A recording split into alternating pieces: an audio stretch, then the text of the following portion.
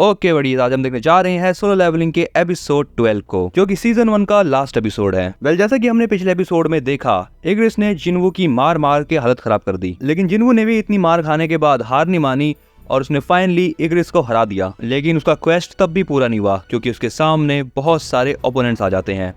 इस एपिसोड का नाम है ओकिरो, जिसका मतलब होता है अराइज। इस एपिसोड की स्टार्टिंग होती है जिन्वू से, जो कि यहाँ पर इन लोगों से मार खा रहा है। यहाँ पर जिन्वू सोच रहा है कि उसने अपना टेलीपोर्टेशन स्टोन खो दिया है और उसके पास अभी टाइम नहीं है कि वो उसको बैठ के ढूंढे। अब यहाँ पर वो बस एक ही तरीके से सरवाइव कर सकता है और वो है इन लोगों को हराकर। इसके बाद यहाँ पर ये मॉन्स्टर जिन्वू की तरफ आगे बढ़ते हैं और जिन्वू भी इन्हें एक एक करके मारने लगता है। जिन्वू यहाँ पर बताता है कि वो अपने स्टेल्थ और मर्डरस इंटेंट का यूज नहीं कर सकता क्योंकि उसका स्टेमिना पीक पे पहुंच चुका है, लेकिन वो खुद से कहता है कि वो अभी गिव अप नहीं कर सकता। जिसके बाद वो नाइट्स में बहुत सारे घूसे मारता है। यहाँ पर जिन्वू इन मॉन्स्टर को बहुत अच्छी फाइट दे रहा होता है, लेकिन साथ ही साथ वो ये भी सोचता है सबसे नीचे होना क्या होता है ये बात मुझसे बढ़िया कोई नहीं जानता, लेकिन मैं हमेशा ज्यादा से ज्यादा पाने की तलाश में रहता हूँ। अब यहाँ पर जिन्वू उन मॉन्स्टर्स से अपने हाथों से फाइट कर रहा है, इसलिए अब उसके हाथों से भी खून जा रहा है। जिन्वू को अब यहाँ पर हल्की हल्की बेहोशी फील हो रही है क्योंकि ऑब्वियस सी बात है कि उसका स्टेमिना कम हो चुका है। इसी के साथ यहाँ पर जिन्वू को वो सारी बातें याद आने लगती हैं जब सभी लोग मिलकर जिन्वू को दुनिया का सबसे वीकेस्ट हंटर बुलाया करते थे, और इन बातों को याद करके यहाँ पर जिन्वू अपना फोकस खोने लगता है, जिस चीज का फायदा यहाँ पर ये मॉन्स्टर भी उठाते हैं और जिन्वू के ऊपर 2 बार अटैक भी करते हैं। जिन्वू को यहाँ पर ऐसा लगता है कि मिस्टर सॉन्ग उसके पास आकर उससे कह रहे हैं अब बस बहुत हो गया है,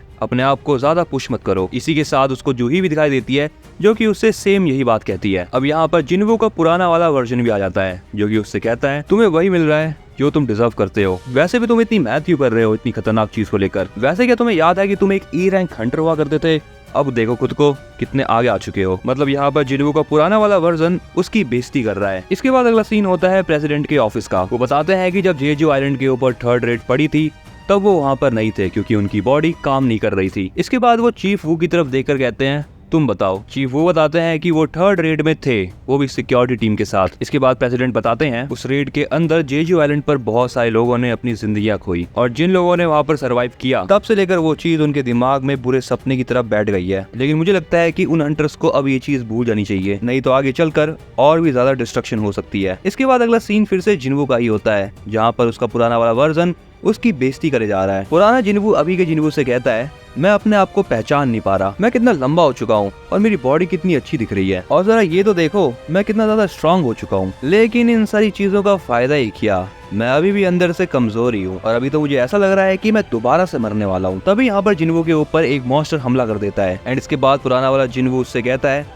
तुम अभी तक इस दुनिया में अपनी जगह नहीं पहचान पाए। अब यहाँ पर जिन्वू अपने पुराने वाले वर्जन को शट अप कहता है और उन मॉन्स्टर के अटैक से डॉज करने की कोशिश करता है, लेकिन तभी एक मॉन्स्टर जिन्वू का सर पकड़कर उसे जमीन में दे मारता है एंड इस हमले से जिन्वू का बहुत सारा ब्लड लॉस भी होता है। अब यहाँ पर जिन्वू को खुद के ऊपर फिर से सेल्फ डाउट होता है। तभी यहाँ पर उसको पुराना वर्जन उससे कहता है देखा यही होता है जब तुम बेफालतू की हीरोपंती दिखाते हो, तो अब खुद देख लो मौत तुम्हारे सामने खड़ी है। जिन्वू यहाँ पर सोचता है क्या उसके साथ अभी वही चीज होने वाली है फिर से जो कि उसके साथ डबल डंजन में हुई थी। अब जिन्वू यहाँ पर मरने की हालत में होता है, लेकिन उसका सिस्टम उसे कहता है तुम्हारा डेली क्वेस्ट अभी तक पूरा नहीं हुआ है, अगर नहीं करोगे तो पेनल्टी लगेगी। एंड यहाँ पर उसके इस क्वेस्ट का टाइम ऑलमोस्ट खत्म ही होने वाला होता है और साथ ही में यहाँ पर ये मॉन्स्टर जिन्वू को खत्म करने के लिए अपनी तलवार उठा लेता है। लेकिन तभी यहाँ पर जिन्वू का पुराना वर्जन उससे कहता है लगता है ये सिस्टम तुम्हें अभी भी मरने नहीं देगा। ओके तो फिर मैं चलता हूँ यहाँ से। अब यहाँ पर ठीक ऐसा ही होता है, जिन्वू का सिस्टम उसको एज अ पेनल्टी किसी दूसरी जगह पे ट्रांसफर कर देता है। इसके बाद अगले सीन में जिन्वू एक पेनल्टी जोन में होता है। यहाँ पर आते ही जिन्वू सोचता है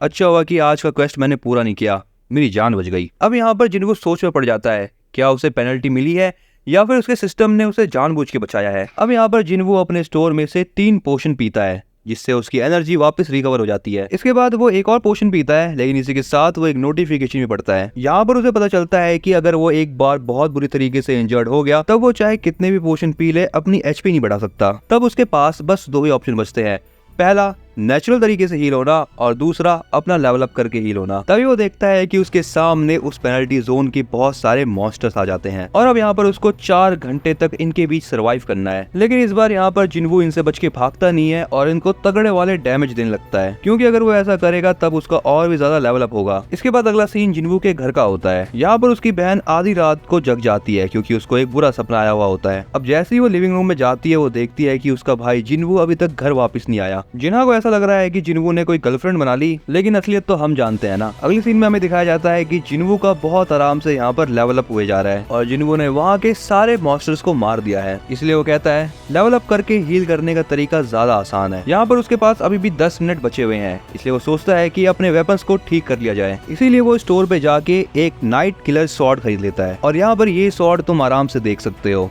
बहुत फेमस स्वॉर्ड है ये स्वॉर्ड यहाँ पर 25% ज्यादा डैमेज देती है आर्मर्ड मॉन्स्टर्स को। ये स्वॉर्ड थोड़ी महंगी है लेकिन खैर अच्छी भी है। इसके बाद वो अपने हाथ में एक रून स्टोन भी देखता है जो कि उसे इग्रिस को मार के मिली थी। इस स्टोन को यहाँ पर यूज करने के बाद उसकी एक नई स्किल अनलॉक हो जाती है जिसका नाम है रूलर्स हैंड। इंटरेस्टिंग बात यहाँ पर यह है कि इस स्किल को यूज करने में जिन्वू का कोई भी माना यूज नहीं होगा। वैसे इस वाली स्किल के हेल्प से जिन्वू यहाँ पर किसी भी ऑब्जेक्ट को टच करके उसको मैनिपुलेट कर सकता है। वैसे ये सेम एबिलिटी इग्रिस भी यूज किया करता था। जिन्वू यहाँ पर इस वाली स्किल का यूज करने की सोचता है, लेकिन उसे पता चलता है कि वो इस स्किल का यूज बड़े मॉन्स्टर्स पे नहीं कर सकता। एट लास्ट जिन्वू यहाँ पर कहता है मैंने सब कुछ प्रिपेयर कर लिया और अब मैं तैयार हूँ, बाकी जो किस्मत में लिखा होगा वो होगा। अगले सीन में जिन्वू फिर से उसी डंजन में टेलीपोर्ट हो जाता है एंड वो यहाँ पर नोटिस करता है कि उन मॉन्स्टर्स का नंबर और भी ज्यादा बढ़ चुका है। अगला सीन चोय और उसकी गिल्ड का होता है। यहाँ पर उन्हें पता लगता है कि वो जेजू आइलैंड के पास पहुंच चुके हैं। चोय चाहे से कहता है मैं जानता हूँ कि ये चीज तुम्हारे लिए थोड़ी सी पेनफुल हो सकती है, लेकिन चाहे कहती है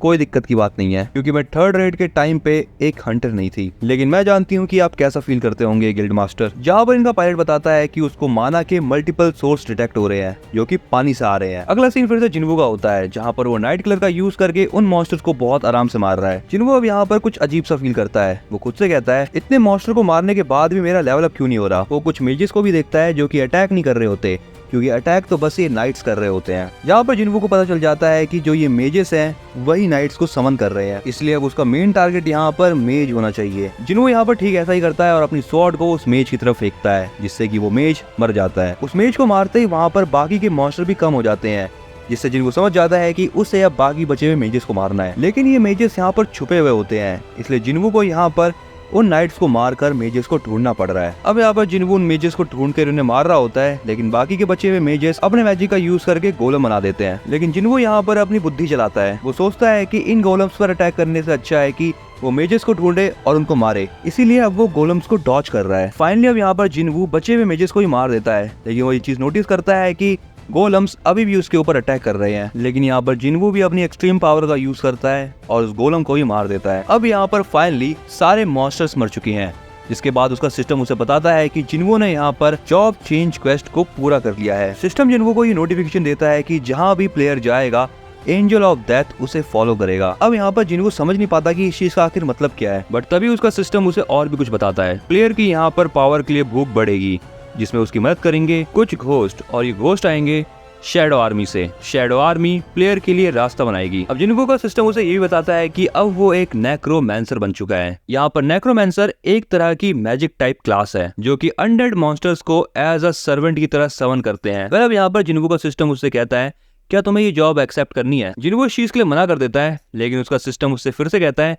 एक बार फिर से चेक कर लो। जिन्वू को यहाँ पर एक्चुअली में क्लियर ही नहीं हुआ कि आखिर करना क्या है, इसलिए वो सोचने लगता है। अब यहाँ पर जिन्वू काफी देर तक सोचने के बाद फाइनली हाँ कर देता है। इसके बाद अगला सीन होता है हंटर एसोसिएशन के प्रेसिडेंट का। यहाँ पर सुबह होने वाली होती है। यहाँ पर वो कहता है अभी तक चॉय और उसकी टीम जेजू आइलैंड पे पहुंच गई होगी। प्रेसिडेंट कहता है हाँ शायद तुम सही कह रहे हो। अगला सीन जिन्वू का होता है जहाँ पर उसके साथ कुछ अजीबोगरीब चीजें हो रही हैं, और अजीब से मेरा मतलब है बहुत ज्यादा अजीब चीजें हो रही है। यहाँ पर जिन्वू की बॉडी में से ब्लैक एनर्जी निकल रही होती है। ये सारी चीजें होने के बाद उसका सिस्टम उसे बताता है कि अब वो नेक्रोमैंसर से शैडो मोनार्क बन चुका है। यहाँ पर वो कुछ मरे हुए मॉन्स्टर्स को देखता है जिनके अंदर में से उसे कुछ अजीबोगरीब सी आवाजें आ रही थी। अब यहाँ पर फिर से उसका सिस्टम अपीयर होता है और उसे कहता है तुम एक कमांड वर्ड को बनाओ। जिन्वू यहाँ पर सोचता है कि वो कमांड देने के लिए क्या वर्ड चुने। यहाँ पर वो कमांड नेम सोच लेता है और उसका नाम होता है अराइज। अब जैसे वो यहाँ पर अराइज बोलता है, यहाँ पर उनकी शैडोज एक्सट्रैक्ट होकर बाहर आ जाती है जो कि कुछ ऐसी दिखाई दे रही है। उसका सिस्टम उसे बताता है कि उसकी जो नई स्किल है वो है शैडो एक्सट्रैक्शन और शैडो स्टोरेज। इस वाली स्किल को यूज करने में उसका माना ड्रेन होगा, लेकिन इस चीज से वो अपनी एक शैडो आर्मी बना लेगा और इस शैडो आर्मी को वो कहीं भी समन कर सकता है।